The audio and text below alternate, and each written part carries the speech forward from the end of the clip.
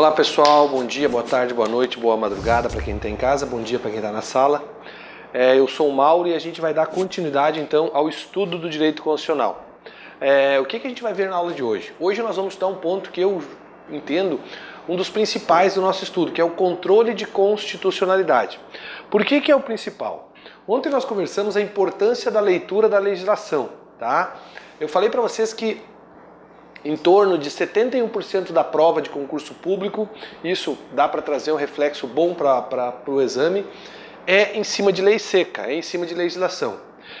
A nossa primeira aula, que foi Teoria Geral da Constituição, onde nós trabalhamos conceitos, sentidos, elementos, estruturas e classificação das constituições, história das constituições, é uma parte densa de doutrina. Hoje também, pessoal, hoje também será uma parte densa de doutrina e um pouco de jurisprudência.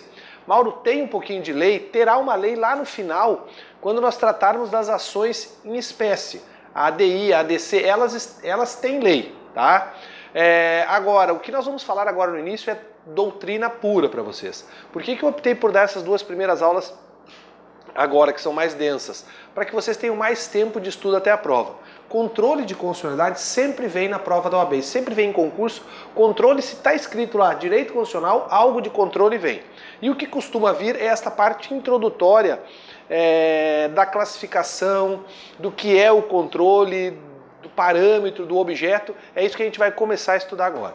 Gente, olha só, coloca lá para Êxodo, por favor. Então, nossa aula de hoje, para marcar o ponto aí, é controle de constitucionalidade. Pode voltar comigo, Dudu, por favor. Mas o que vem a ser controle, pessoal? A gente pode trabalhar o controle, tá? À luz daquilo que nós estudamos ontem, quanto aos sentidos das constituições, quando nós falamos do sentido jurídico positivo do Hans Kelsen. Vocês lembram, tá? Que eu trabalhei aquela pirâmide do Kelsen, que a gente aprende lá em ED, tá? Na Constituição Federal. Depois eu coloquei aqui os tratados internacionais de direitos humanos. Depois nós trabalhamos que aqui estavam as leis, os atos primários, e depois aqui estavam os demais atos normativos. E eu falei que a ideia, tá, desta pirâmide era o quê? Que a norma inferior, ela busca validade na norma superior, tá? E o controle de constitucionalidade nada mais vai ser do que a análise da compatibilidade, tá, desta lei. E é uma compatibilidade vertical, tá? Compatibilidade desta lei com esta Constituição. Isso é controle de constitucionalidade. É verificar se esta lei aqui, quando eu falo lei, pessoal, eu coloco todas as espécies normativas lá do artigo 59 da Constituição Federal, por exemplo. Tá? São aquelas 7 espécies normativas do artigo 59, a emenda constitucional, a lei complementar, a lei ordinária, a lei delegada, a medida provisória, a resolução e o decreto legislativo. Todas essas aqui podem servir de objeto de parâmetro. Então eu pego determinada lei ordinária e analiso se essa lei é compatível com a Constituição. Se ela for compatível, nós vamos chamá-la de constitucional. Se ela for incompatível, nós vamos chamá-la de inconstitucional. Porém, a partir do ano de 2008, nós temos um duplo parâmetro, tá? Dentro da análise da compatibilidade das leis ou não, tá? Quando eu analiso lei e Constituição, eu tenho controle de constitucionalidade. É o primeiro parâmetro. Agora hoje, para uma lei ser válida, não basta ela ser compatível com a Constituição. Para ela ter eficácia, para não ter a sua eficácia paralisada, ela deve ser compatibilizada também com os tratados internacionais de direitos humanos. Então eu tenho que fazer esta análise aqui. Esta compatibilidade aqui, nós vamos chamar de controle de convencionalidade.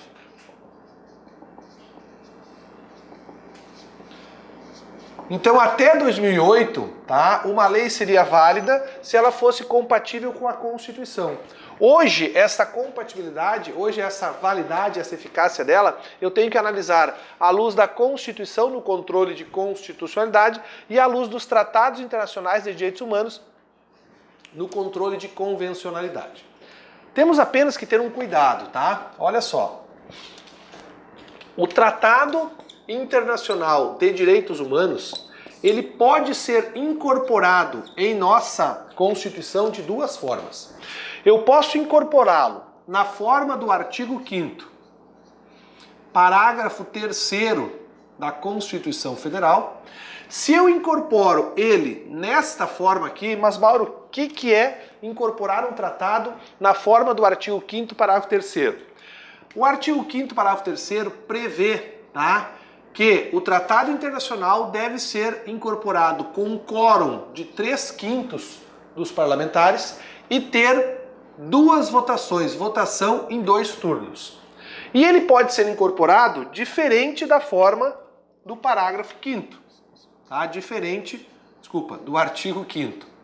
Se ele for incorporado de forma diferente do artigo 5º, por exemplo, por maioria absoluta ou por maioria relativa, ele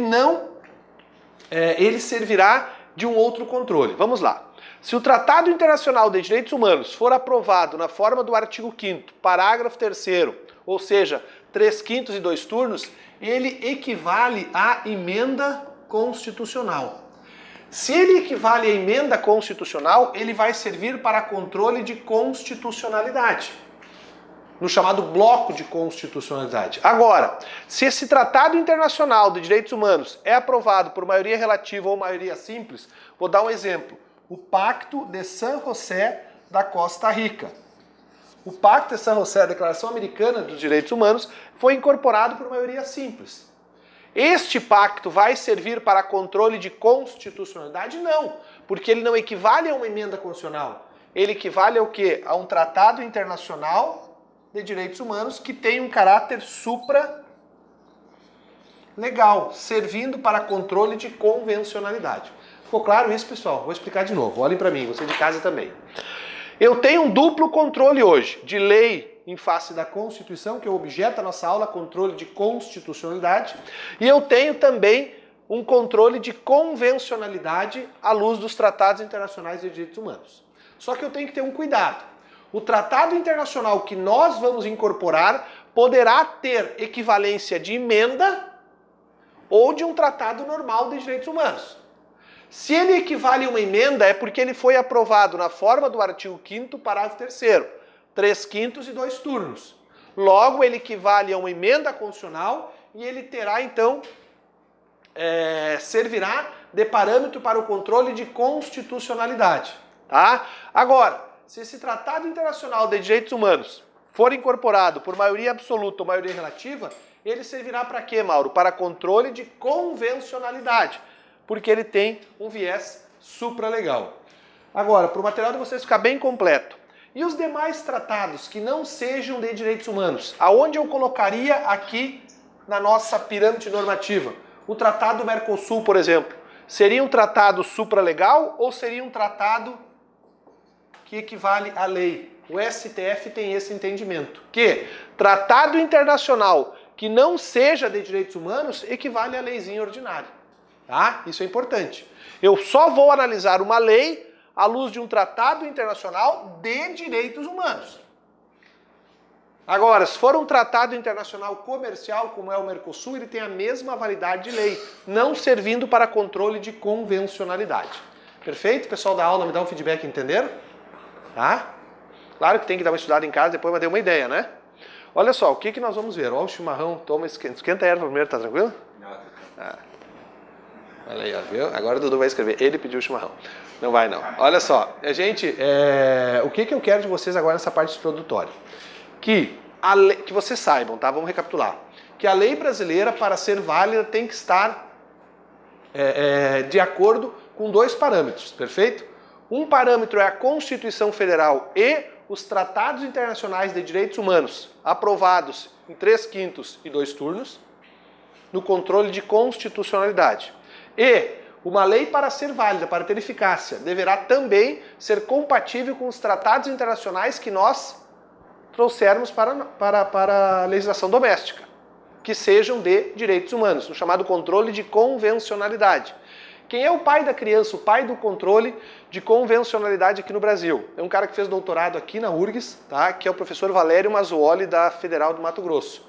Ele foi o primeiro a pensar sobre a convencionalidade aqui dentro, tá? Do Brasil. Isso já caiu na OAB, gente. Controle de convencionalidade e controle de constitucionalidade. Convencionalidade é tratados de direitos humanos, constitucionalidade é tratado Constituição. Uma questão importante aqui também, olha só. Esse dispositivo aqui, deixa eu colocar de vermelho. Esse dispositivo aqui, ó, artigo 5º, parágrafo 3º, veio para cá com a emenda constitucional número 45 do ano de 2004, tá? Isso aqui não nasceu na Constituição. Ele veio para a Constituição a partir da reforma do Poder Judiciário em 2004. Aí eu tenho a possibilidade, então, de fazer um tratado internacional virar emenda constitucional. Mauro, nós temos apenas um. Apenas um tratado hoje recebeu esse tratamento por parte do Congresso, que é o Tratado das Pessoas com Deficiência.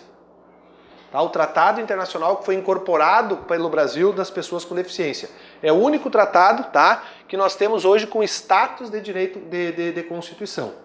Lembrando aos senhores que eu não posso falar mais pessoa portadora de deficiência, que depois desse tratado a gente não porta deficiência, a pessoa tem deficiência, ponto.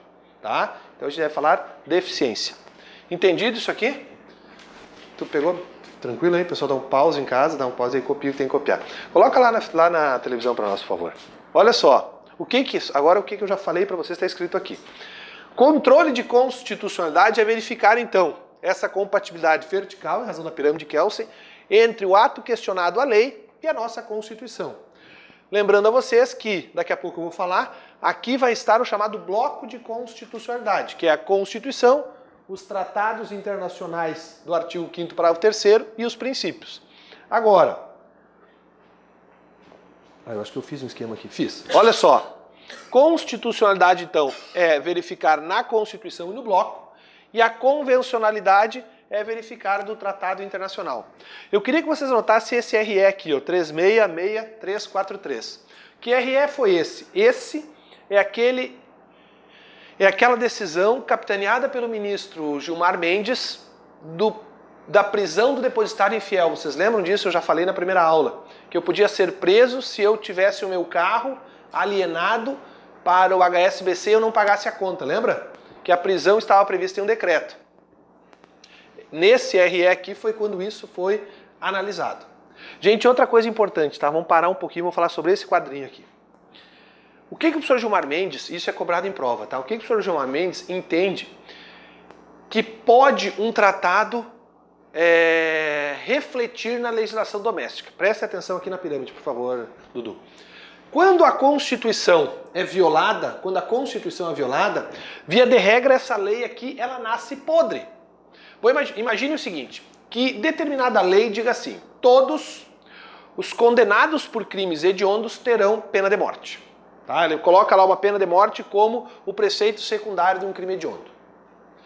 Esta lei nasce hoje e ela vai ser analisada pelo Supremo em 2020. Como regra, o efeito daquela decisão do Supremo é ex tunc ou ex nunc? Vocês lembram? Tunc, testa, retroage, nunc, nunca vai para frente. Lembra dessa brincadeira?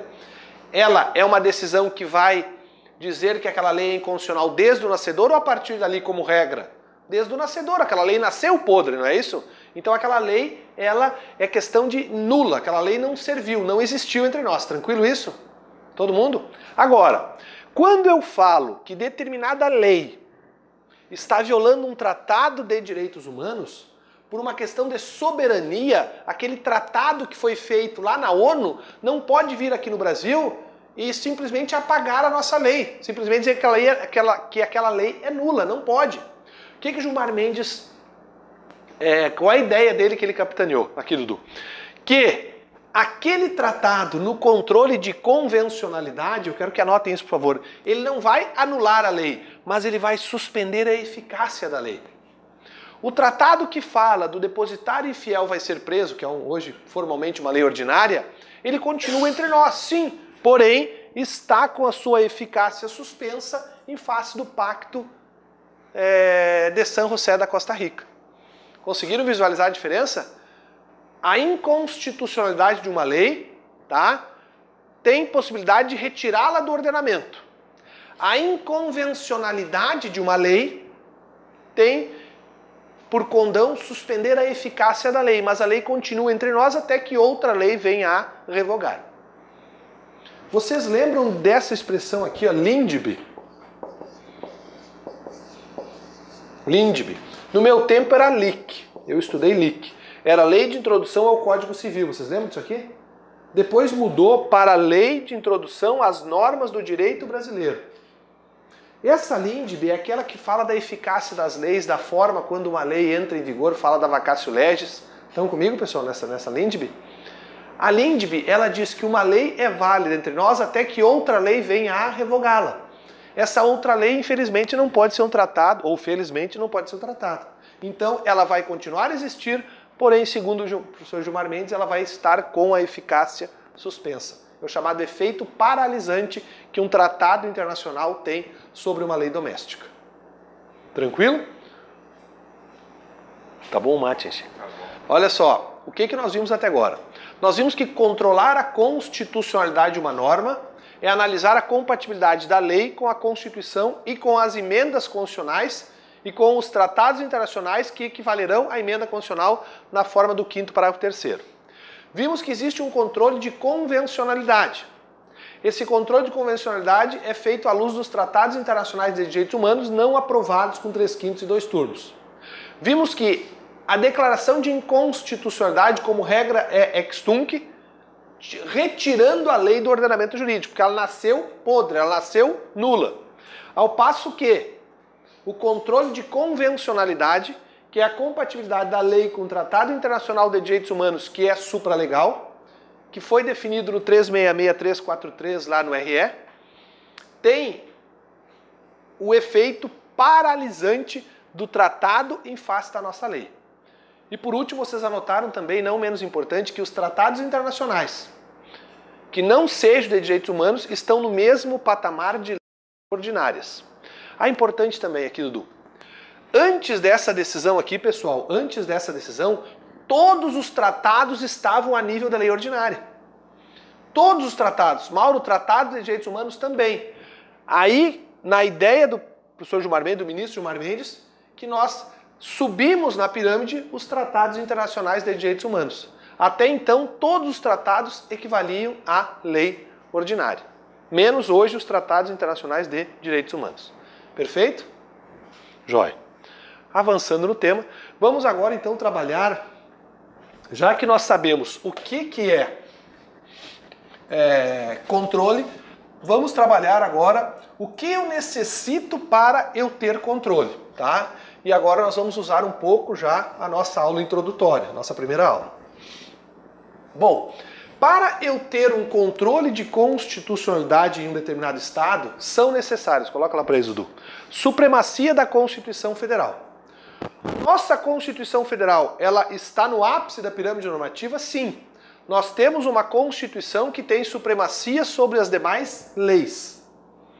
Tá? Eu tenho uma supremacia constitucional, ou seja, a Constituição é, no sentido que nós adotamos do Hans Kelsen, ela é o marco de validade para as demais legislações. Então ela é superior a todas as leis.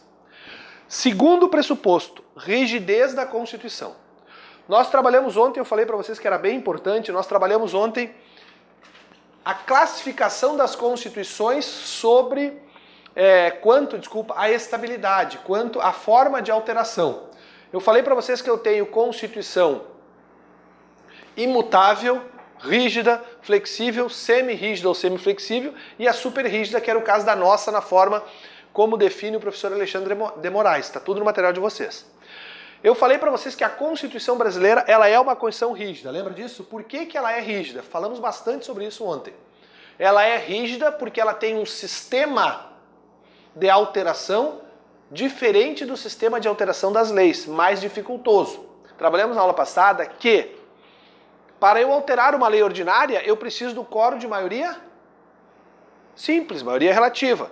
Agora, e uma única votação. Agora, para eu alterar a Constituição, aí não, eu preciso do quórum qualificado de 3/5 e 2 votações na Câmara e 2 votações no Senado. Então a nossa Constituição ela é rígida. Por quê? Porque a forma de nós alterarmos é mais dificultosa do que a forma de alterar uma lei. Agora, e eu preciso, terceiro requisito, de um órgão de controle. Tá? Nós temos no Brasil a adoção do sistema jurisdicional como regra. Então eu tenho um órgão de controle. Quais são os 2 órgãos de controle? Para a Constituição Federal, o Supremo Tribunal Federal. Para a nossa Constituição Estadual, o Tribunal de Justiça. Então eu tenho sim um órgão que vai controlar se uma norma é ou não constitucional. Então quais são os requisitos pressupostos para eu ter um controle em um determinado estado? Primeiro, que essa Constituição seja superior às demais normas. Segundo, que essa Constituição seja rígida, ou seja, que ela tenha uma forma mais dificultosa de alteração e que eu tenha um órgão competente para analisar esse controle.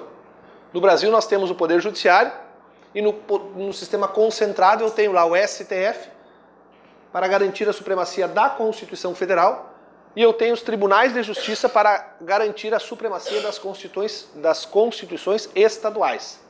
Perfeito? Vamos lá. Quais são os modelos que nós temos, gente? Então, determinado estado tem um órgão de controle, uma constituição que tenha supremacia e seja rígida, ele pode adotar 2 sistemas. Um de origem americana e outro de origem europeia, tá? Austríaca. O controle de origem americana é o chamado controle difuso e o controle europeu austríaco é o chamado controle concentrado. O Brasil adota os 2 sistemas, nós vamos ver isso já já. Eu preciso que vocês entendam o que é cada um desses sistemas. No controle do sistema americano, tá? No controle do sistema americano, que surge no Brasil com a Constituição Republicana de 1891, é aquele controle em que qualquer juiz poderá analisar. Qualquer juiz poderá analisar se uma lei é ou não constitucional. Olhem para mim aqui um pouquinho. Imagine, só vou dar um exemplo, porque eu acho que o exemplo vocês levam para casa. Como é que é teu nome? Marisa, tu é a Marisa. Porque ontem eu chamei aquela senhora, tem uma senhora que senta aqui, que é a Rosali, eu chamei de Marisa. Ah, não, Marisa da manhã.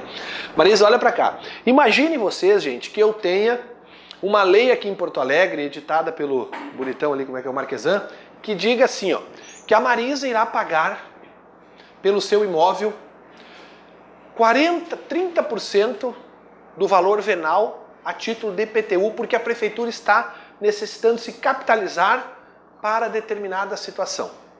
Esta lei que diz que ela vai pagar 30%, exagerando, tá? 30% do valor venal do imóvel dela a título de IPTU, imagina que o imóvel vale 100 mil, ela vai pagar 30 mil de IPTU. Ela não é uma lei confiscatória, sim ou não? Sim. O que a Marisa vai fazer para não pagar esse tributo? Ela vai procurar o judiciário. O que a Marisa vai querer? Preste atenção, aqui está no detalhe. A Marisa quer, o bem da vida da ação, é não pagar os 30 mil de imposto, tranquilo? Mas qual vai ser a alegação dela? Que esta lei é inconstitucional, porque essa lei é confiscatória, ferindo o artigo 150 da Constituição. Aí eu pergunto, a Marisa vai ir no Supremo ou a Marisa vai ir num juiz aqui de Porto Alegre? Vai num juiz aqui de Porto Alegre. O juiz de Porto Alegre vai dizer que a Marisa não deve pagar o IPTU. E o juiz aqui de Porto Alegre vai declarar a lei inconstitucional. Esse controle é difuso ou concentrado? Difuso. Qualquer juiz faz esse controle. Agora, esse juiz, ao dizer que a Marisa não irá pagar, tá? Não irá pagar o IPTU, ela vai... o objetivo dela é que a lei seja declarada inconstitucional ou que ela não pague o IPTU? Que ela não pague o IPTU. Por isso o bem da vida da ação é não pagar o IPTU. Agora, incidentalmente, deve ser analisada a constitucionalidade da lei. Perfeito? Questão importantíssima agora. Como é que é o nome? Arthur. O Arthur. O Arthur é vizinho da Marisa. O Arthur tem duas casas depois da Marisa. E o Arthur também não quer pagar 30 mil de IPTU, que o valor da casa são os mesmos. O Arthur pode utilizar a ação da Marisa, que declarou que aquela lei é inconstitucional, para ele não pagar o IPTU? Não pode. O Arthur terá que também entrar com a ação dele. Por quê? Porque esse controle difuso aqui, ó, só cria efeito interpartes entre Marisa e prefeitura. Mas e o Arthur? O Arthur vai ter que entrar com a ação dele. Ainda que sejam os mesmos fundamentos. O juiz vai estar com a sentença pronta, tu vai andar um pouquinho mais rápido. Mas ele vai ter que entrar com os mesmos fundamentos. Por quê? Porque, como regra, esse controle aqui, ele tem um efeito interpartes, Maria e prefeitura. O Arthur vai ter que entrar de novo. Perfeito? Isso é controle difuso. Ele é incidental, tem efeito interpartes. E qualquer juiz poderá proferir. Isso vem do modelo americano que surge no caso Marbury versus Madison. Daqui a pouco eu apresento ele para vocês. Agora, eu tenho um segundo sistema, que é um sistema concentrado. Esse sistema concentrado, chamado um controle abstrato, se dá quando nós temos um órgão de controle que de maneira concentrada, que nele deve se, olha essa palavra, que nele deve se concentrar todas as ações. No Brasil, nós adotamos sistema concentrado, sim. E nós concentramos a ação declaratória de inconstitucionalidade no Supremo ou no TJ. Nesse caso aqui, ó, pessoal, não tem ação da Marisa contra a prefeitura porcaria nenhuma. Nesse caso aqui, tem um dos legitimados do artigo 103, por exemplo, a OAB, onde vocês vão estar ano que vem, ou, por exemplo, um partido político, que vai entrar no Supremo dizendo, olha, tal lei é inconstitucional. Ele não quer não pagar imposto, ele quer só dizer que tal norma é inconstitucional. Esta norma inconstitucional vai ser declarada pelo Supremo. Então vamos pegar o caso concreto. Vamos no meu exemplo de novo. A Marisa entrou contra a prefeitura, o Arthur entrou contra a prefeitura. Eles entraram no chamado controle difuso. Ambos, o bem da vida da ação de cada um deles era não pagar 30 mil de imposto. Incidentalmente, eles alegaram a inconstitucionalidade daquela lei. Aí a OAB gaúcha, ou OAB, vamos pegar a OAB federal, tá? A OAB federal, o Conselho Federal da OAB, que é o legitimado, é demandado pela OAB gaúcha, a OAB gaúcha diz, olha aqui, OAB federal, Conselho Federal. Aqui no Rio Grande do Sul nós temos uma lei estadual que determina tal coisa. Vamos imaginar que eu vou melhorar essa lei, tá? Para poder chegar no Supremo. Essa lei estadual diz tal coisa, ela é inconstitucional. A OAB gaúcha, a OAB federal, vai no Supremo e ela não quer dizer que a Marisa não tem que pagar os 30 mil e que o Arthur não tem que pagar os 30 mil. Ela quer dizer que aquela lei é inconstitucional. Então isso aqui é um controle abstrato. É um controle de análise apenas da lei. Tanto é que nem partes eu tenho, é um chamado processo objetivo. Aqui, gente, olhem para mim, por favor. Aqui no controle difuso eu tenho um processo subjetivo, ou seja, é o Arthur contra a prefeitura, a Marisa contra a prefeitura. Aqui não tem, aqui é só a OAB pedindo para o Supremo diz que essa porcaria lá do Rio Grande do Sul é inconstitucional. E aí vem o STF e diz, olha, realmente, a lei X do Estado do Rio Grande do Sul é inconstitucional. Aí eu pergunto para você, como é que é teu nome? Luísa. A Luísa também tem um imóvel aqui em Santa Maria. A Luísa não entrou com a ação. Então, o Arthur e a Marisa não têm, as ações dele não atingem a Luísa. Agora, a OAB foi ao Supremo e o Supremo diz, olha, realmente, a lei de Porto Alegre é inconstitucional. Isso aqui é interpartes, vale para a Marisa e para o Arthur.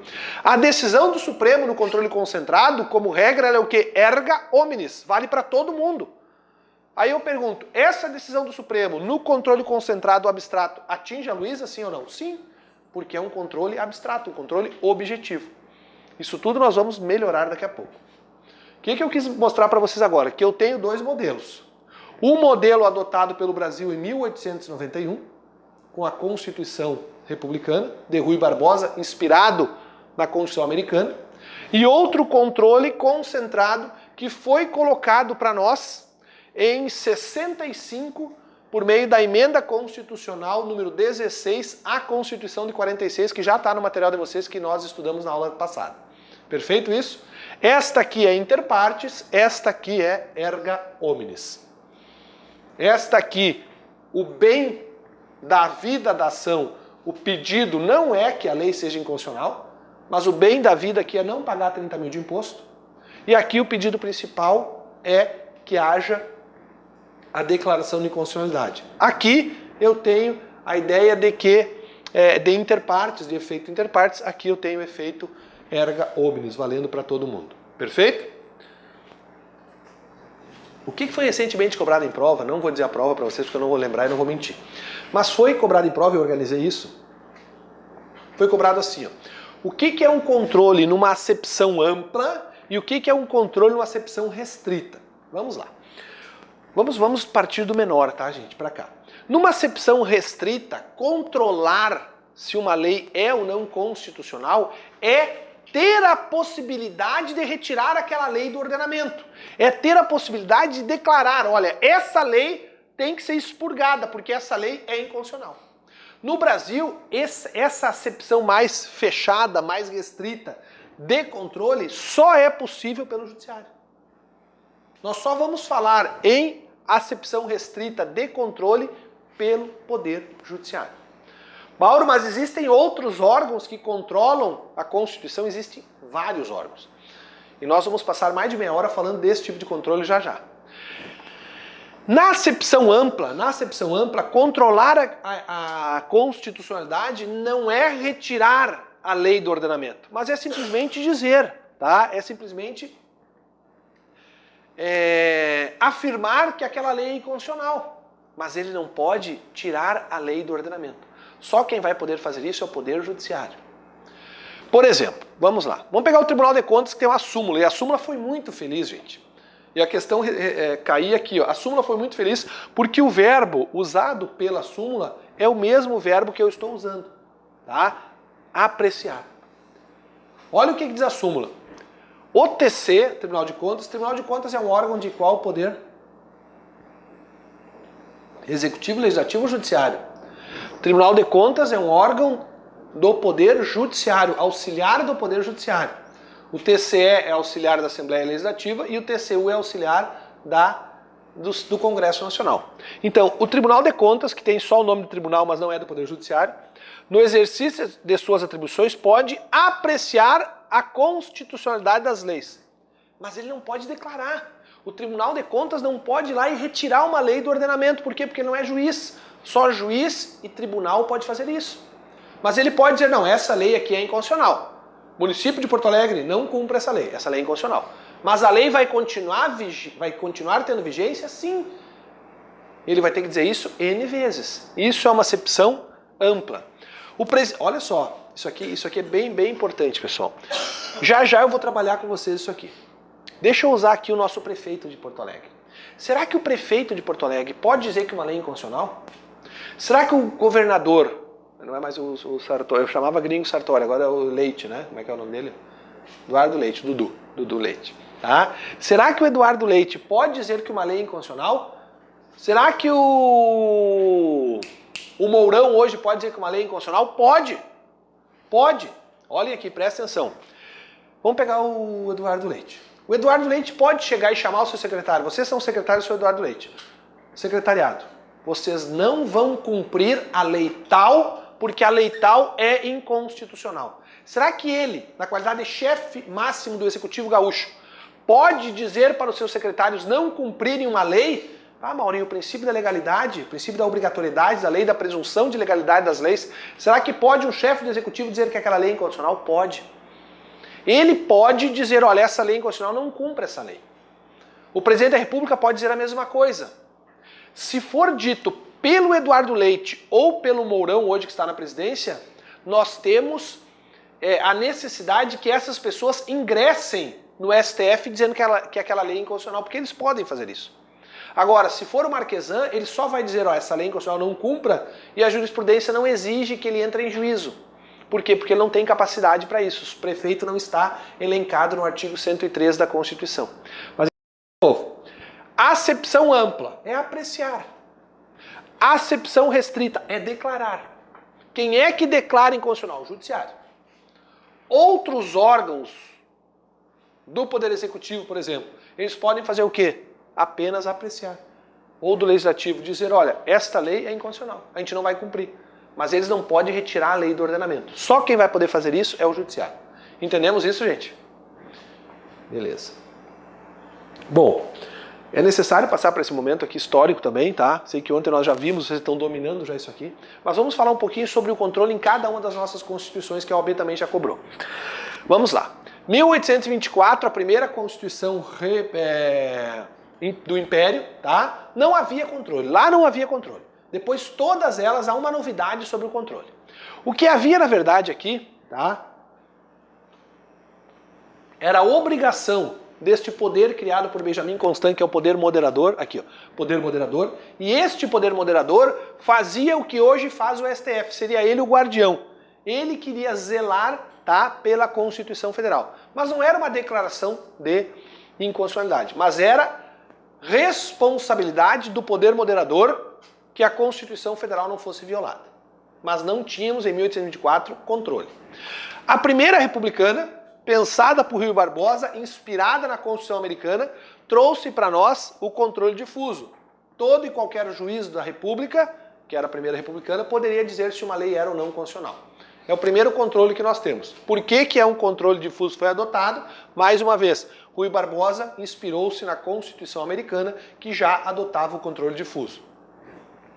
A de 34, que foi aquela ótima Constituição, ela traz aqui para nós, gente, a chamada reserva de plenário, que até hoje está na Constituição. Isso cai em prova. O que é a reserva de plenário? A reserva de plenário está lá no artigo 97 e ela vai dizer que... Vou dar um exemplo que é melhor. Imagina que um juiz lá de Santiago declare uma lei inconstitucional. Ele pode declarar, pessoal? Sim, né? Ele pode declarar no controle difuso. A pessoa que perdeu a ação, ela pode apelar para o TJ? Pode ou não pode? Pode. Pode apelar para o TJ. O nosso TJ, salvo engano, são 125 desembargadores, um órgão especial com 25 desembargadores e divisão em câmaras de 3 desembargadores. Acho que é isso, tá? O que não pode acontecer na reserva de plenário é que uma Câmara, preste atenção, formada por 3 desembargadores, venha dizer que a lei é inconstitucional. O juiz de Santiago sozinho, lá em Santiago nós falamos solito, mas ele sozinho, ele pode declarar inconstitucional. Agora, quando a parte perdedora for para o tribunal, a Câmara, o órgão fracionário do tribunal, a Câmara ou turma, não pode declarar a lei inconstitucional. Se ele for declarar a inconstitucionalidade, ele tem que mandar lá para o pleno ou para o órgão especial. É isso que diz que vocês vão fazer a leitura do artigo 97. Não pode o órgão fracionário do tribunal declarar a inconstitucionalidade de leis. Eu preciso do quê? De um pleno, que o pleno se manifeste ou que o órgão especial se manifeste. Isso chama-se reserva de plenário e isso vem desde 1934. Perfeito? Depois a de 37, a polaca, essa é o retrocesso total, tá? Aqui realmente até mesmo o controle foi abalado, tá? A D46, que é importante para o controle, falar para vocês, foi aqui que surge em 65 o controle concentrado. Esse controle concentrado é aquele que o TJ e o STF podem controlar. Embora a Constituição seja de 1946, foi uma Constituição relativamente longa, tá? De 46, ela só foi alterada quanto ao controle em 65, quando os militares tinham tomado o poder em 64, tá? E aí eu coloco aqui, ó, controlar o controlador. Era uma situação então que os militares controlavam quem tinha acesso ao poder judiciário, quem tinha acesso ao controle, que era apenas o Procurador-Geral da República. Esse Procurador-Geral da República não era como hoje é no nosso Estado, com um mandado de 2 anos. O Procurador-Geral da República era demissível ad nutum. O general, comandante, presidente lá determinava quando entrava e quando saía. Se aquela pessoa não estivesse de acordo com a ideia do governo, quisesse muitas declarações de constitucionalidade, simplesmente nós removeríamos o PGR. Perfeito? Depois, a de 67, tá? E 69. A única situação que ela traz é a possibilidade de uma liminar, que hoje existe, no controle concentrado. Quando você apresenta uma ação de controle no STF, o ministro relator já pode, na forma do artigo 12 da Lei 9868, ele faz o quê? Já dá uma liminar, diz, olha, suspendendo a eficácia daquela lei. É possível sim, desde 67.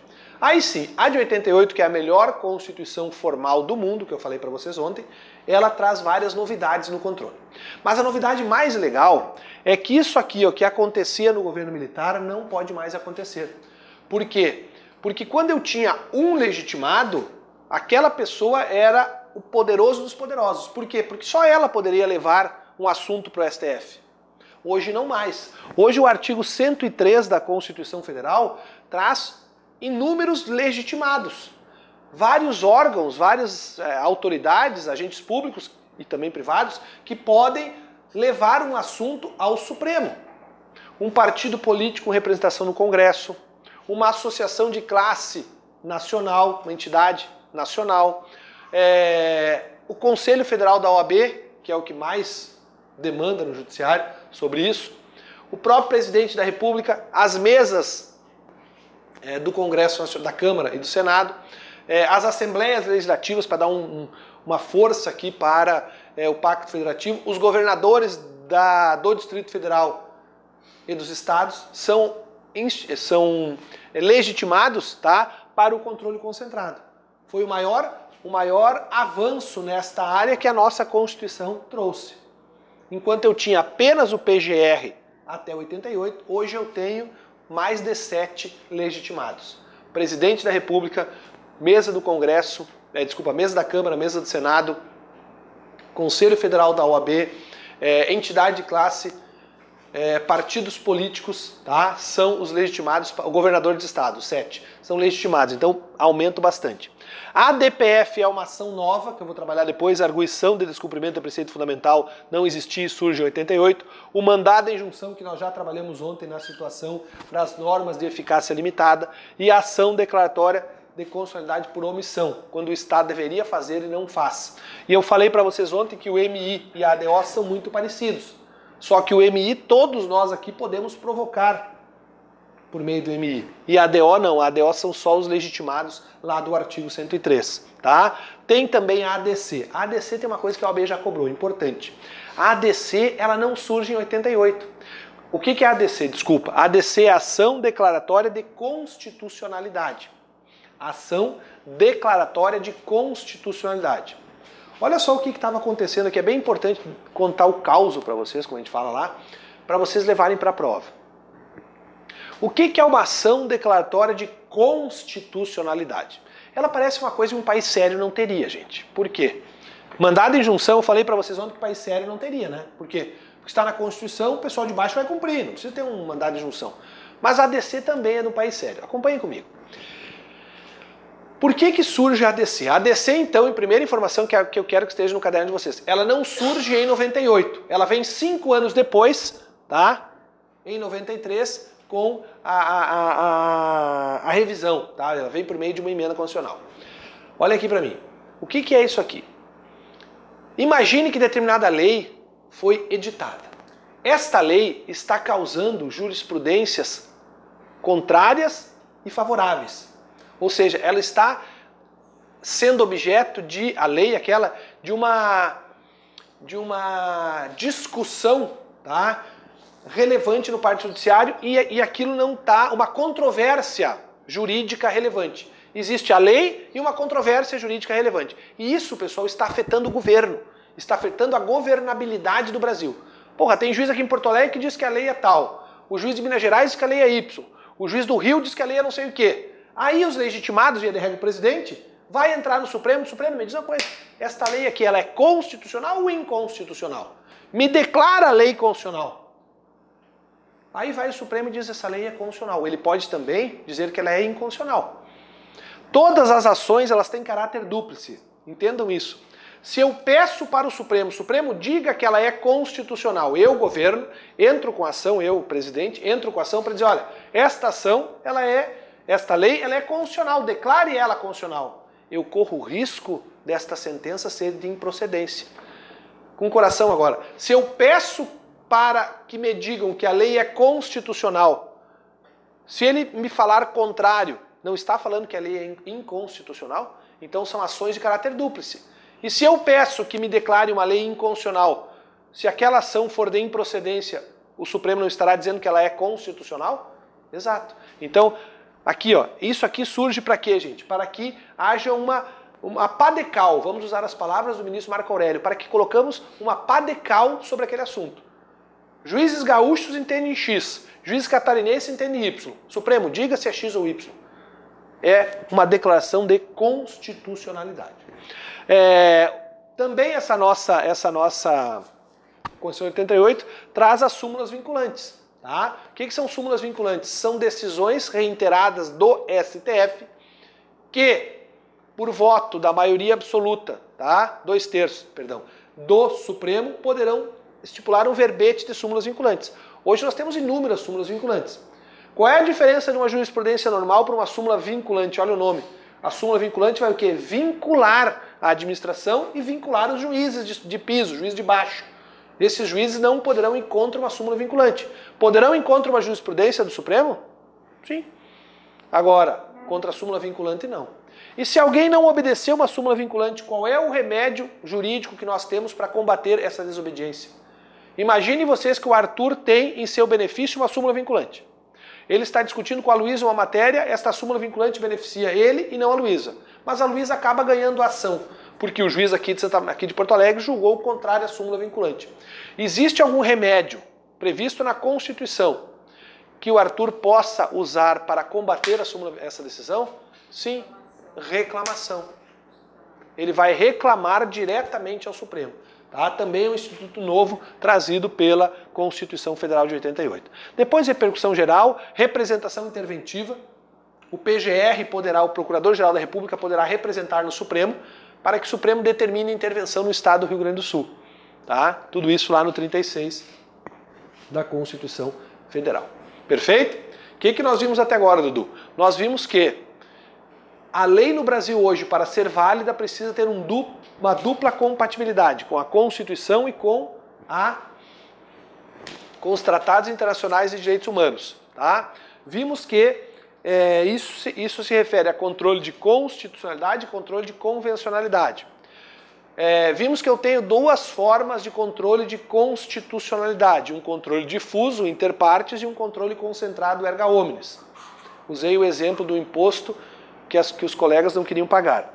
Depois vimos que eu tenho uma acepção ampla e uma acepção restrita relacionada ao controle de constitucionalidade.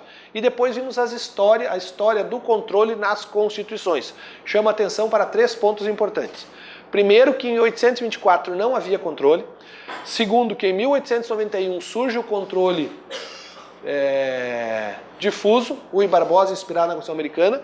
Chama a atenção para que o controle concentrado só surge em 1946, na Constituição de 46, em 65, e chamo, por último, a atenção dos senhores que a Constituição Federal de 88 trouxe 2 coisas interessantíssimas. O primeiro foi o aumento, tá, dos legitimados para propor ações de controle, que não é apenas o PGR, mas são todos aqueles que constam do artigo 103.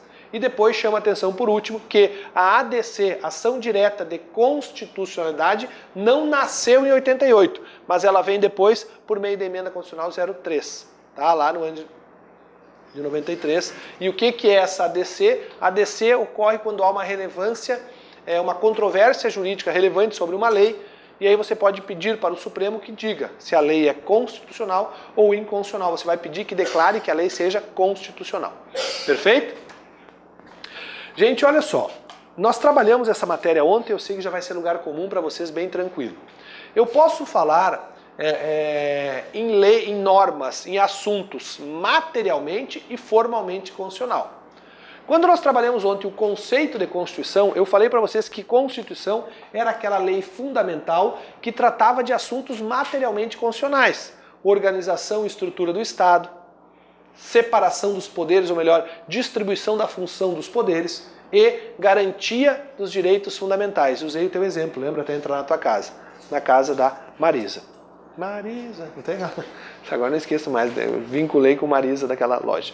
Propaganda do não, é só para não esquecer o nome. Então, eu falei que tem assuntos materialmente constitucionais, são esses 3 exemplos, e falei para vocês que algumas coisas estão na Constituição, mas são assuntos que poderiam ser tratados por qualquer lei ou até mesmo por qualquer decreto. Vocês lembram disso? Bom, Aqui, pessoal, nós temos que ter um cuidado. A gente trata-se, determinado assunto é só formalmente constitucional, é chinelagem.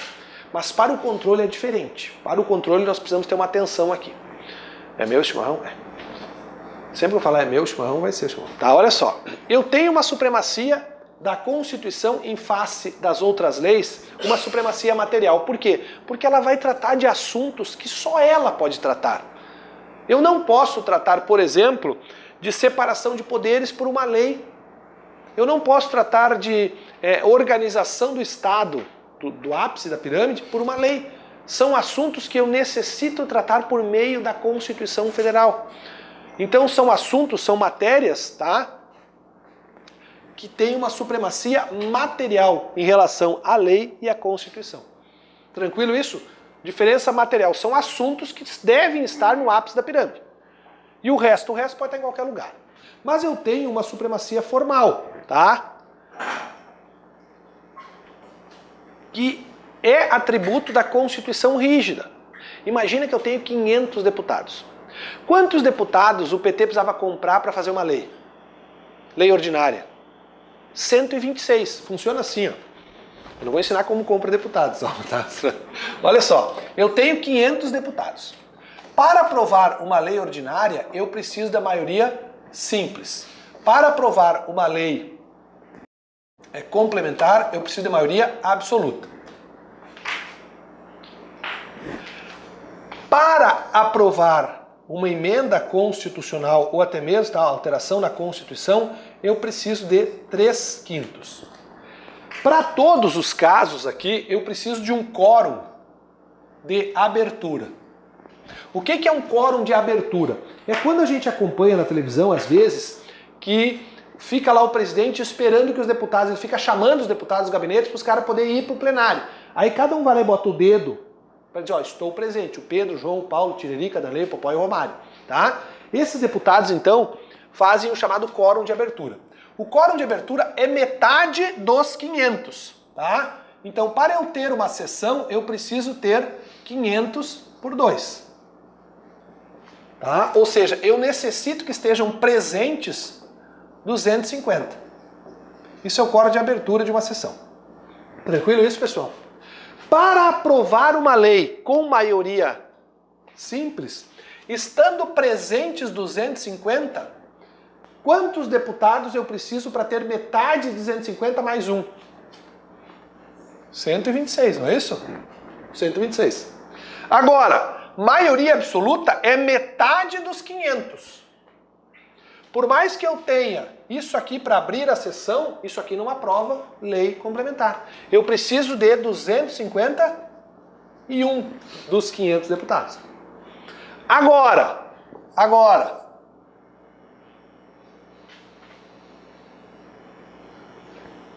vai dar 300, isso. Agora, para aprovar uma emenda constitucional, eu preciso de 3/5, é isso, Edu? 3/5 de 500. Quantos deputados eu preciso? 300 deputados. Ou seja, o que é uma supremacia formal? É o processo mais difícil para a criação de uma Constituição ou alteração do que a criação de uma lei. Isso é uma supremacia formal. Estamos bem até aqui? Supremacia material da Constituição. O assunto tratado na Constituição é mais importante. Supremacia formal. Como fazer uma Constituição, como criar uma Constituição, como alterar uma Constituição, é um processo mais dificultoso. Perfeito até aqui? Agora, o que cai na prova? Qual das duas supremacias interessa para o controle? Uma supremacia material ou uma supremacia formal? Gente, se está dentro da Constituição Federal, naquela parte... Ontem nós tratamos isso aqui, só para recapitular vocês. A Constituição Federal tem o preâmbulo, a parte dogmática e o ADCT. Nós estudamos que o preâmbulo não é norma jurídica, não serve para o controle. Se lembram disso aqui? A parte dogmática é do artigo 1º até o artigo 250. Tá? São os 250 artigos. Se está aqui dentro, não interessa se o assunto é relevante ou não. Se está aqui dentro, ela é uma norma formalmente constitucional. Se ela é formalmente constitucional, ela vai servir de parâmetro para o controle. Vou dar um exemplo chulo aqui para vocês entenderem. Imagina que venha um decreto hoje dizendo assim, o Colégio Dom Pedro vem uma lei. O Colégio Dom Pedro sairá da órbita da União e passará a ser de responsabilidade do Estado do Rio de Janeiro. Esta lei não irá ferir o artigo 242, parágrafo 2º, que diz que aquele coleginho deve ser mantido pela União? Sim ou não? Sim. É um assunto materialmente constitucional? Claro que não, isso é um decreto do Bolsonaro resolve. Mas, como está na Constituição, nós só podemos tirar de lá por meio de emenda constitucional. Perfeito isso? Então é a prova de que o que interessa para nós, Dudu, aqui, tá? É a supremacia formal. Esta supremacia que vai interessar ao controle de constitucionalidade. Perfeito? Joia.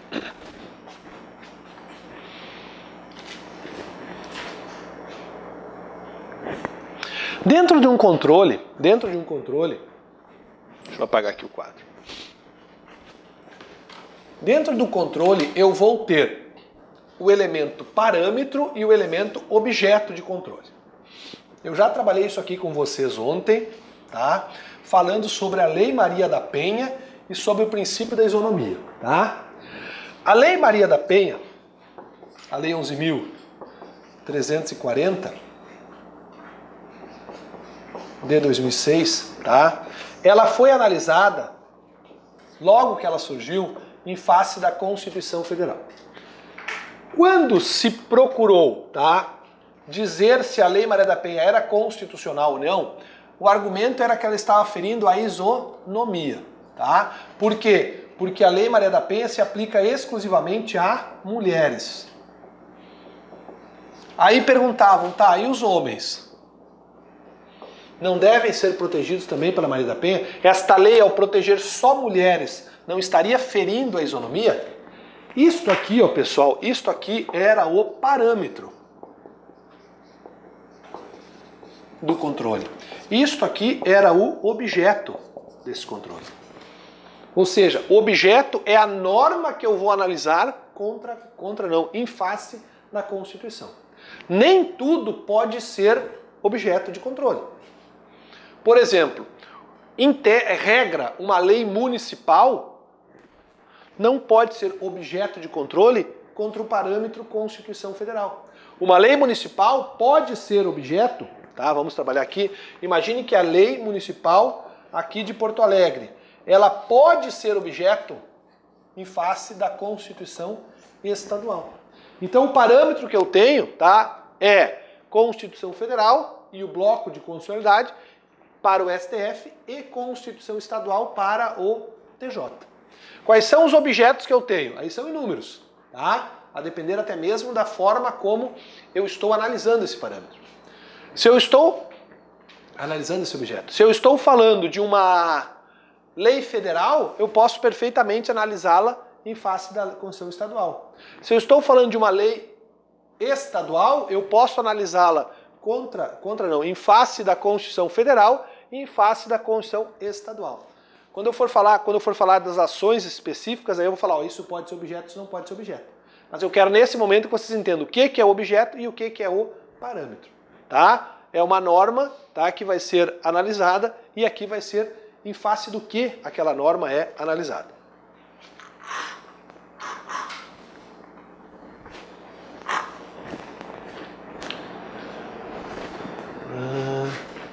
Já falei.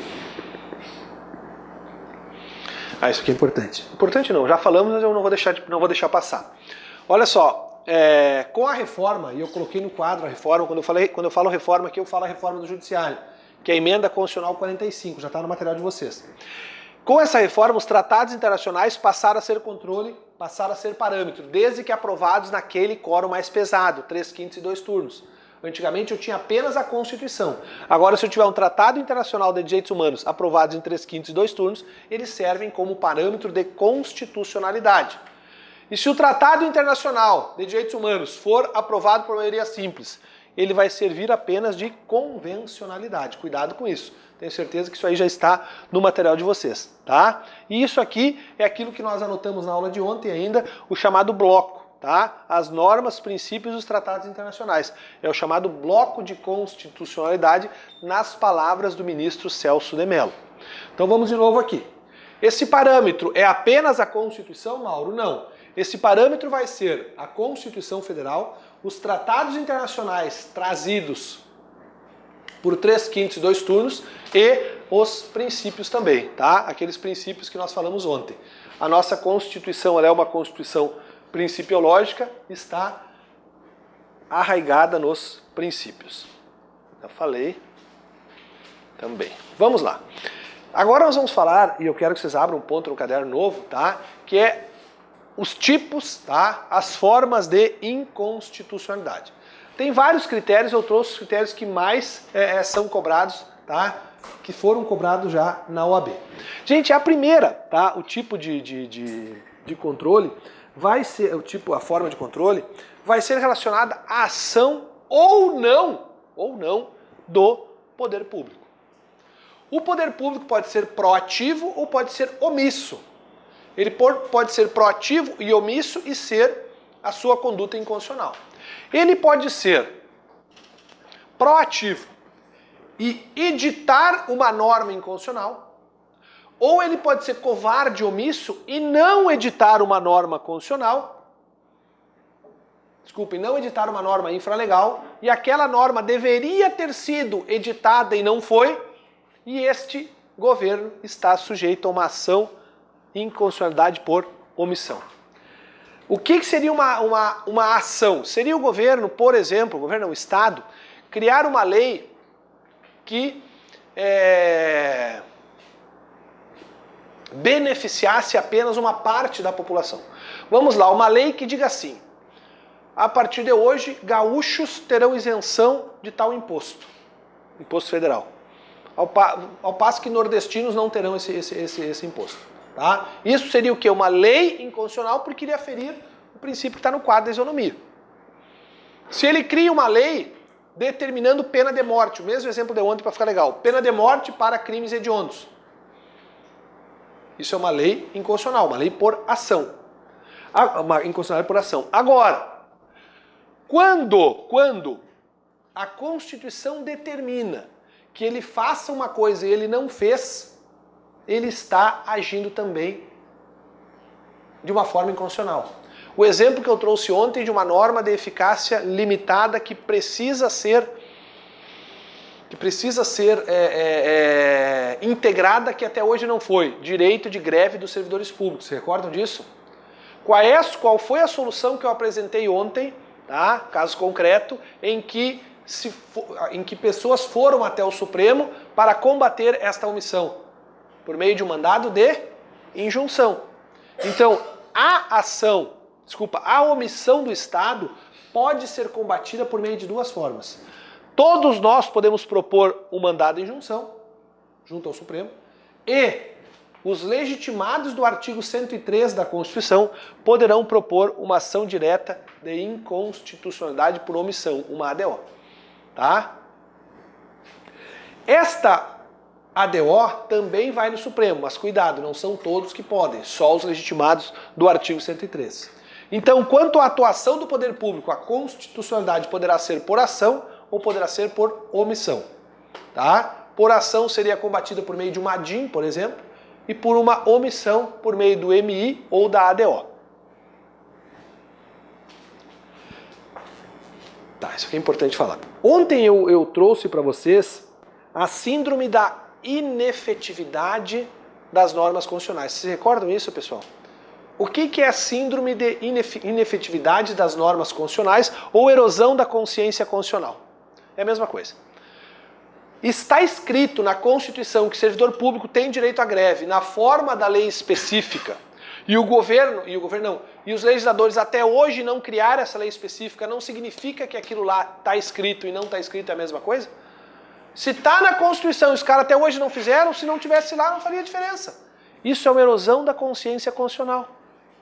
Isso é síndrome de inefetividade daquelas normas. Por quê? Se está na Constituição e até hoje o Tiririco da Lei o Popó e o Romário não regulamentaram, se não tivesse lá era a mesma coisa. Tá? É erosão da consciência constitucional. Tá? Isso é uma forma de enfraquecer o texto constitucional. É como se o Tiririca, o Danley, o Popó e o Romário estivessem dizendo para os constituintes lá de 88, 87, não sei por que colocaram isso aí, para mim não interessa, eu não vou regulamentar. Isso parece que a nossa Constituição é enfraquecida. Perfeito? Essa aqui, pessoal, eu acho que é a mais complicada um pouquinho das formas de inconstitucionalidade, tá? Porque até pelo nome que aparece em prova, ela dificulta um pouco, tá?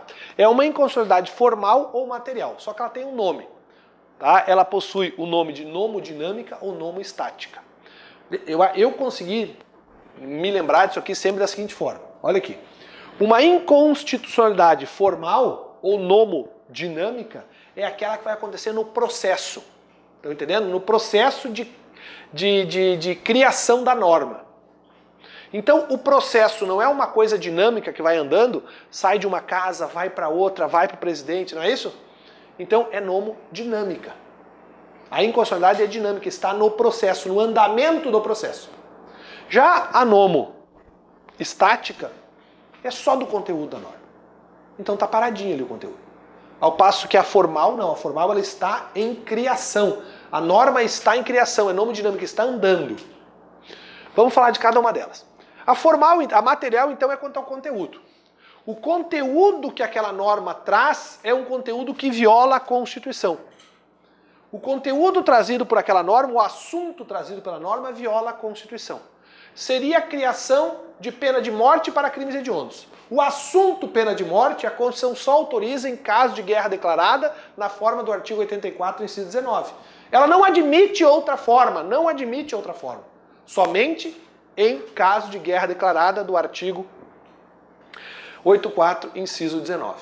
Trazer pena de morte para crimes hediondos é uma violação ao conteúdo pena de morte, assunto que a Constituição não admite ser tratado.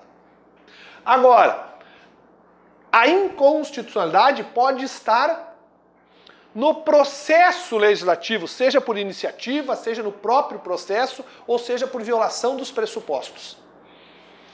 Nomodinâmica, o erro está no andamento. Gente, e grande parte das inconstitucionalidades estão por não observação disso que eu vou falar agora. O conteúdo, às vezes, ele é difícil uma declaração. Agora, quanto à forma, fazem muita bobagem. Vamos lá. O que seria uma inconstitucionalidade nomodinâmica, formal, orgânica? É o que mais acontece. Isso aqui, ó, pessoal, deixa eu só dar uma para vocês prestarem atenção a partir de hoje. Eu adoro ver, conversa com eu adoro. Época de eleição, vereadores. Eu adoro ver vereador falando quando dá aquele de televisão. Eu vou fazer tal coisa. O vereador não faz porcaria nenhuma. Desculpa se tem algum vereador olhando. Mas o que o vereador faz? Só dá nome de rua e moção de agradecimentos. Porque eles só podem fiscalizar, eles não podem criar uma lei que onere o executivo. Não pode criar uma lei. Então os coitados vereadores ficam de mão amarrada. Eles deveriam fazer o que a Constituição autoriza que eles façam, que é ser fiscal. Mas eles dizem assim, eu vou legislar e vou criar o crime. Até isso acontece. Será que pode legislador criar crime? Não pode. Será que o município pode criar crime? Não pode. Então essa orgânica aqui, pessoal, a inconstitucionalidade vem na possibilidade ou não daquele ente legislar sobre aquele assunto, sobre aquela matéria. Tem a ver com a competência fixada pela Constituição. O artigo 22, 23 e 24 fala que compete à União legislar sobre tal coisa, não fala? Poderia um Estado legislar se a Constituição diz que aquilo é da União? Não pode. Poderia, por exemplo, eu vou dar um exemplo bom aqui da matéria constitucional. Poderia um deputado propor uma lei alterando o efetivo das Forças Armadas? Essa lei, vamos lá, imaginar que ela passasse por todo o processo legislativo. O Supremo iria dizer que ela era inconstitucional, numa inconstitucionalidade nomodinâmica formal. Por quê? Porque compete ao presidente da República alterar o efetivo das Forças Armadas e não um deputado. Então essa inconstitucionalidade orgânica tem a ver sobre a competência para legislar, sobre a possibilidade daquele órgão que cria a norma analisar ou não aquele assunto. Uma coisa que tem caído em prova bastante, mas é prova de concurso um pouco mais difícil que a OAB, mas eu vou passar para vocês, é sobre a possibilidade, tá, de o Estado do Rio Grande do Sul criar crimes de responsabilidade. Você sabe o que é crime de responsabilidade? Primeiro, crime de responsabilidade é uma expressão, no mínimo, inconveniente, tá? No mínimo, é equivocada. Por quê? Porque crime de responsabilidade, na verdade, é um ato político-administrativo. Crime de responsabilidade é você ter uma Elba que não conseguiu provar a origem. O Collor caiu por isso. Crime de responsabilidade é você fazer repasses indevidos. A Dilma caiu por isso, mas isso não é crime. É um ato político-administrativo, que nós chamamos de crime de responsabilidade, perfeito? O prefeito comete crime de responsabilidade, o governador pode cometer crime de responsabilidade, o presidente pode cometer crime de responsabilidade e são objetos de impeachment. Quem é que pode criar crimes de responsabilidade? Somente a União. Somente a União pode legislar sobre essas condutas. Não pode o Estado do Rio Grande do Sul dizer, não, aqui o Dudu não pode fazer tal coisa que é crime de responsabilidade. Não pode isso. Os crimes de responsabilidade que poderão ser cometidos por governador tem que ser norma estipulada pela União, perfeito?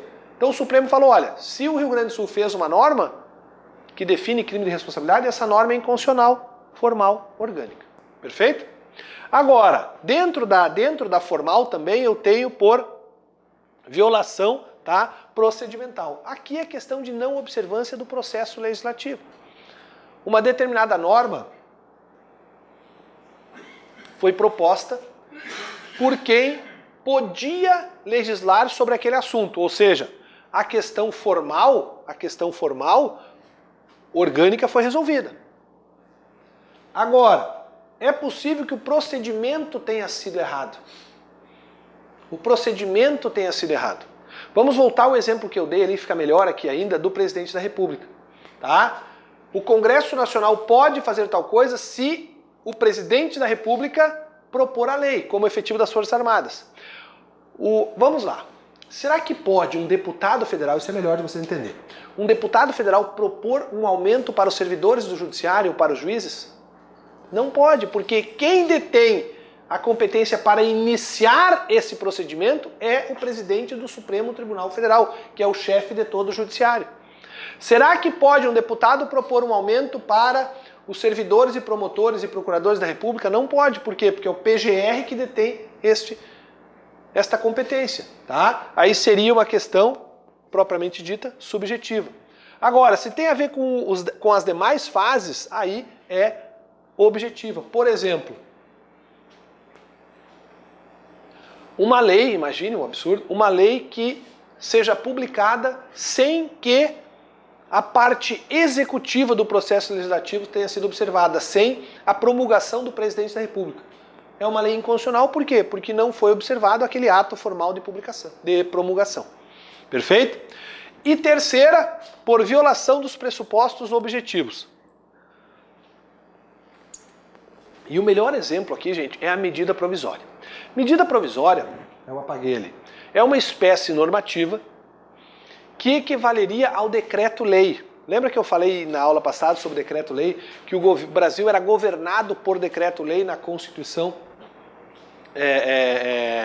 de 37 até 46? E eu citei o exemplo do Código Penal e o Código de Processo Penal, que são decretos-leis. Tá? Hoje nós temos o que em substituição dos decretos-leis? Muito, mas muito utilizada no governo Fernando Henrique e um pouquinho do governo Lula. Medida provisória. Quando que o presidente pode editar medidas provisórias? Quando os dois pressupostos objetivos forem observados, relevância e urgência. O assunto, o artigo 62 da Constituição define, não podem ser objetos de medida provisória. Retirando aquilo que está no 62, em tese o presidente pode trazer por medida provisória vários assuntos. Claro que ela vai ter uma validade de 60 dias, prorrogável por mais 60, que se não for convertida em lei, perde, ela é revogada automaticamente. Tá? Ela é rejeitada, perdão. Mas ela pode trazer sobre qualquer assunto, desde que não esteja no artigo 62 a matéria vedada. Agora, para que ele venha a trazer uma medida provisória e essa medida provisória seja considerada válida, ele tem que observar necessariamente que o assunto seja relevante e aquele assunto no momento seja urgente. Se eu retirar a relevância e a urgência de determinada medida provisória, o assunto poderia muito bem ser objeto de lei. Mas aí o Bolsonaro, apressadinho, apresenta como medida provisória. O STF vai dizer, não, essa medida provisória é inconstitucional, Bolsonaro. Por quê? Porque não tem urgência no assunto e o assunto deveria ter passado pelo Congresso. Essa inconstitucionalidade vai ser uma inconstitucionalidade formal por violação do pressuposto objetivo de relevância e urgência. Perfeito? Agora, não, já falei a material, eu falei. Tá, pessoal? Cuidado, então, com esse tipo de inconstitucionalidade, bastante cobrada. Quanto à extensão, não vou perder meu tempo aqui, a extensão poderá ser declarada toda a lei inconstitucional e alguns pedaços da lei inconstitucional. Mas eu tenho que falar até porque são assuntos que eu vou voltar no futuro, ou a Dani vai voltar com vocês, eu tenho que falar agora aqui, porque ela vai falar com certeza. O Supremo pode declarar inconstitucional uma palavra na lei. O Supremo pode declarar inconstitucional um pedacinho da lei. E o Supremo pode declarar inconstitucional toda a lei. Total ou parcial. Vocês só não podem confundir uma coisa que as bancas adoram. O Supremo pode dizer assim, ó, determinada lei, ela é constitucional se eu trocar o não pelo sim. Lá está escrito, não pode fazer tal coisa. O Supremo diz, olha, esta lei vai estar de acordo com a Constituição se aonde tiver escrito não, está escrito sim. Numa chamada interpretação conforme a Constituição. Ou seja, o Supremo pode fazer, na verdade, abre aspas, o que ele quiser com o texto normativo. Não confundam o veto do presidente da República. O veto do presidente da República não pode ser de palavras. Ou o presidente veta todo o artigo, todo o parágrafo, ou não veta porcaria nenhuma. Porque olha só como seria interessante aqui, como iria preponderar a vontade do Executivo sobre o Legislativo. O Legislativo diz assim, ó, não pode tal coisa. A prova vai para o presidente promulgar, sancionar, promulgar e publicar a lei. O que o presidente faz? Veta o não. Se o Congresso diz não pode tal coisa, quando ele veta o não, não passa, está escrito na lei, pode tal coisa, isso seria retirar a vontade do Legislativo. Então, o veto presidencial, ele pode até ser parcial, mas desde que pegue todo o artigo, ou todo o parágrafo, ou todo o inciso, toda a linha. E o que ele não pode é vetar palavras que venham a dar outro sentido para a lei. Já o Supremo não. O Supremo pode dizer, olha, essa lei que ele fez é inconstitucional, porém, se eu fizer uma interpretação assim, ela vai servir. Tranquilo isso? Na inconstitucionalidade total ou parcial. Aqui é outra bem importante. Quanto ao momento em que essa declaração ocorre. Gente, olha só. Eu posso ter uma inconstitucionalidade originária ou superveniente. O que é isso aqui? É a análise, na verdade, do momento em que a lei surge para o momento em que a Constituição surge. Eu não posso, tá? Ou melhor, o que eu posso ter? Uma inconstitucionalidade originária seria o seguinte. Deixa eu desenhar.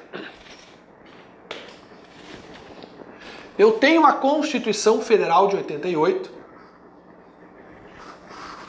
Aquele desenho meu lá ficou pequeno. Eu tenho a Constituição Federal de 88.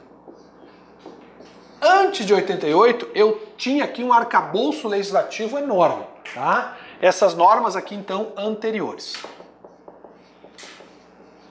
Anteriores a 88. As leis que forem surgir aqui, ó, as leis que forem surgir aqui, tá? As leis que forem surgir após 88, imagine que essa lei B aqui surja aqui em 1990. Esta lei vai ser analisada vai ter como parâmetro a Constituição Federal de 88.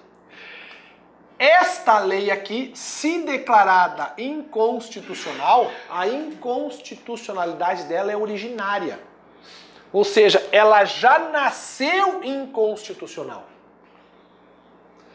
Imaginem que uma lei de 1985, ela pode ser declarada inconstitucional, seria o quê? Olha aqui para mim. Quando ela nasceu, vigorava a Constituição de 69 e ela estava ok. Ela era constitucional à luz da Constituição de 69. Surge a Constituição de 88 dizendo não pode isso mais. Esta lei esta lei aqui, ó, ela pode ter uma inconstitucionalidade superveniente, ou seja, ela pode ter uma inconstitucionalidade que venha a surgir depois com o advento de uma nova Constituição? Não. No Brasil, não. O que aconteceu no dia 5 de outubro de 88? Todas as normas compatíveis com a Constituição vieram para cá. Elas foram recepcionadas. E as normas incompatíveis, vamos pegar o exemplo dessa lei aqui. Essa lei bateu no paredão Constituição Federal aqui e não passou. Ela não foi recepcionada, ela foi revogada. Todas as normas, presta atenção agora nesse detalhe, todas as normas anteriores à Constituição Federal de 88, que não fossem com ela compatíveis, não foram recepcionadas. Não há que se falar numa lei que era constitucional à luz da Constituição de 69, mas superveniente, vieram a ser declarada inconstitucional porque surge uma nova Constituição. Não. Aqui, na verdade, o que há é o fenômeno da não recepção da norma. Mauro, e as leis posteriores a 88? Aqui é caso de inconstitucionalidade originária. Por quê? Porque elas já nasceram inconstitucional. Elas, quando são analisadas à luz de 88, já nasceram podres. E elas vão ser o quê? Retiradas do ordenamento. Com leis anteriores são recepcionadas ou não recepcionadas. Leis posteriores, aí sim tem a sua declaração de inconstitucionalidade originária. Perfeito? Então, cuidado, gente. Nós não temos no Brasil a inconstitucionalidade superveniente. Isso não cai, isso despenca em prova.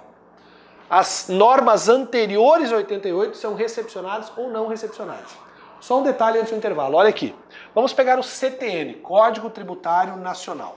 Ele era uma lei ordinária. Tranquilo isso? Ele era uma lei ordinária. Em 88, a Constituição passou a dizer assim, ó, normas gerais sobre tributação deverão ser tratadas por lei complementar. O CTN passou pela barreira, sendo uma norma ordinária, passou pela barreira. Ele foi recepcionado como lei complementar. Para nós alterarmos o CTN hoje, eu preciso de lei complementar. Um exemplo mais doméstico para nós, da minha área, da nossa área. O CP, o Código Penal, e o Código de Processo Penal são decretos-leis. Esses decretos-leis foram recepcionados? Sim, foram recepcionados. Porém, como leis ordinárias. Então eu posso ter uma recepção material do assunto que está de acordo com a Constituição, mas formalmente eu vou adequá-lo naquilo que a Constituição exige. Hoje, para alterar o CP, eu preciso de um decreto-lei ou preciso de uma lei ordinária? Uma lei ordinária, porque ele foi recebido como tal. Perfeito? Então, cuidado. Quanto é o momento em que ela ocorre, eu tenho este panorama. Perfeito? E aqui, como cai em prova, depois eu passo para vocês. Vamos tomar um café então e já voltamos.